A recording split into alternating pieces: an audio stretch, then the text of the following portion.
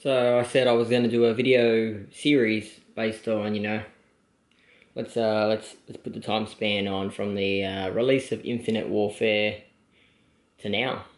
So I don't know how long it's going to take.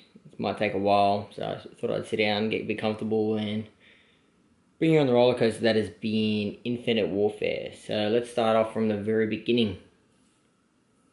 We had a few minor chats with Activision. I can't go through exactly what was said, but it was, I've got an NDA on this stuff, so I'll just keep it very open about what's happening. But it basically was a general outline of the year, and at the time I thought to myself, it's going to be really good for Mindfreak, and, maybe the second place team, and third to eighth, they're going to not really like it that much, which has probably been factual. And then ninth onwards, it's going to be much better than having an 8-team league where everyone else has forgotten about for most of the year.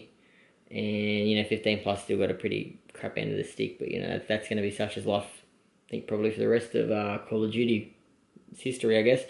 So yeah, let's skip. And I remember the day as vivid as ever. Everything's going good, everything's smooth, which it's probably been for about 12 months, 24 months. Since I stopped playing, everything's going good. And I remember this day so clearly because the first day I actually bought a pair of shoes resale. I bought the Triple Blacks 1.0. So I'm driving home. Pretty cheery. I get off the phone from Bluemouth, how are the guys, how's this? And it's like, it was great, everything's going good, everything's going perfect. I get off the phone probably no less than 10 minutes later, I get a phone call from Lincoln, so fighter.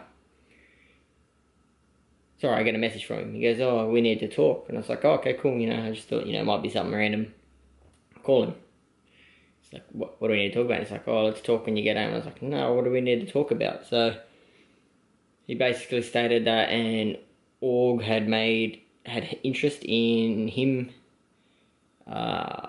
Conrad and Denz, and they were offering pretty big salaries and stuff, and I was like, oh geez, this is pretty scary for me, you know what I mean? I'm potentially going to lose my team. So I got home as quick as I could, got straight on. I was like, let's talk about this. So at that time, Lincoln and Shocks spoke to me and told me that previously they had a call. I don't know if it was the day before or it was earlier that day or something. Them three had a call with DSAV about Tainted Minds and coming on board to join Tainted Minds. Definitely threw me for six because I didn't think that was Tainted Minds when he said they got a pretty big offer from an org with salaries and whatnot.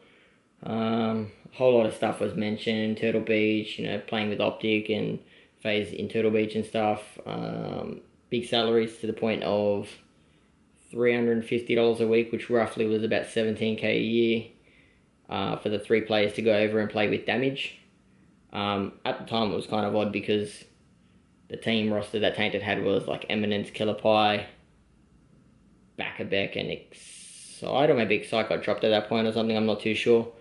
So, I was thinking, okay, that's their roster, but I later found out, that was, the super roster, the backup plan was the roster which you all seen, minus Denz, obviously, who ended up joining eventually. So, we have this chat, and I go, okay, you know what I'm like. If I tell you something's going to happen, it's going to happen. If I tell you this is what we're working on, there's no secrets with us. And I said 17K is not going to be doable for us per player. And at the time, I ended up telling Mitch. I know they didn't really want me to tell Mitch at the time, but I told Mitch, and Mitch was pretty livid, I guess, but disappointed at the same time. He thought, how are we going to compete with this? And I did my best for about a month to work on demanding salaries from sponsors and stuff like that, and try and work on a figure that everyone was happy with.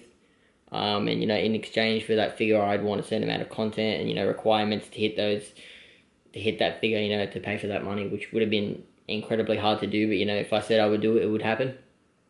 Let's fast forward. I think everything's smooth sailing. The team's settled. Fighter and Shocks have said, yeah, they're not going anywhere. Den says, as long as they're staying, I'm going to stay. And I'm over in Cairns between Christmas and New Year's. I'm enjoying myself, and I finally get a message after I thought, everything was settled.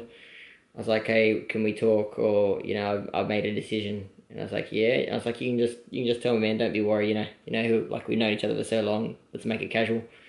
He said, yeah, I'm leaving, da-da-da-da, and I was like, oh, okay. At the time, I was like, oh, okay, and I was like, I've still got my team, that's fine, I'll just replace Denz, and we'll be fine. and it really started to sink in. You know, I felt at the time I'd been betrayed by like one of my best friends, I guess. You know, really hurt. Probably the most hurt I think I've ever been in esports. To be honest, I really felt betrayed at the time. But speaking, you know, as I said, I'm speaking in past tense of how I felt.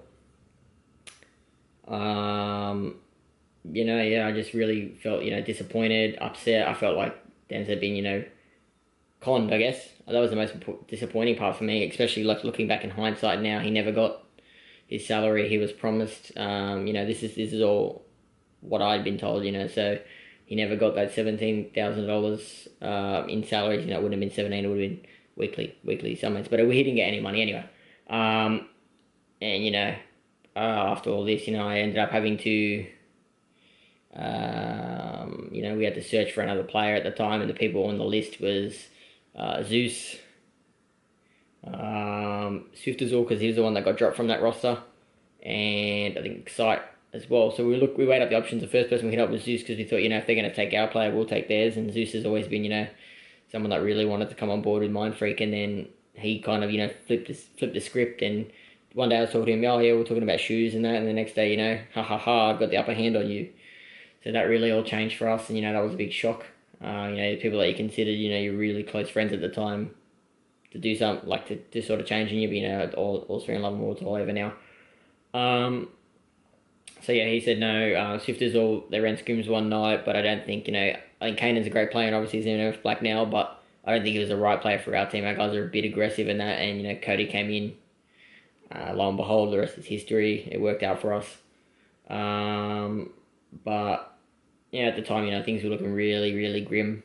You know, stuff was getting bad. We picked up Cody. It started to, you know, pick up, and throughout the MLGs, and that looked really good. And I just want to touch on this because this is going to be episode 1. I'm wrapping it up really quickly and on a really long video for episode 1. Yeah, at the time I said I was really betrayed, and you know, but my biggest problem was I was so blinded to myself, and I like to think, you know, I'm my biggest critic at times, but at the time I didn't see, you know, Then saw the signs that I didn't see at the time, and I think he vaguely said, you know, he said no one knows when to get off the ship, you know, before it's too late, you know, before it sinks. So he was kind of right, you know. I look back and I think, yeah, he was partly right, and I was partly right, and I had some to blame, and he had some to blame. We were both agree to that. That, you know, I was probably stagnant with Mindfreak. It didn't really move anywhere, and you know, he saw Tainted, you know, on the upper. They got the CS team, they got this LOL team. And, you know, you thought, you know, everything's going up there, and then investors and whatnot, and then me, you know, I'm just still here, and they're going up here. And, you know, probably without Denz doing the decision he did, Riggs probably wouldn't be back right now, you know. It really, you know, it pushed me, it put a fire in me, you know, it put a fire in the whole team. You all saw that Sydney one, that's coming next episode. That whole story is coming next. But yeah, it pushed a fire at me, and you know, I actually thank Dennis for going, because you know, Mindfreak wouldn't be where it is today without him, you know, making that decision and saying, you know, we're gonna have to step up again, and we're gonna have to prove why we are the best at what we do. So that's episode 1. This was November to February. Next up, we're gonna hit up, you know, Cedar MLGs, Sydney 1, and I'll get through. We'll keep these under 10 minutes each, so you can enjoy watching them. Okay, thanks guys, thanks for watching.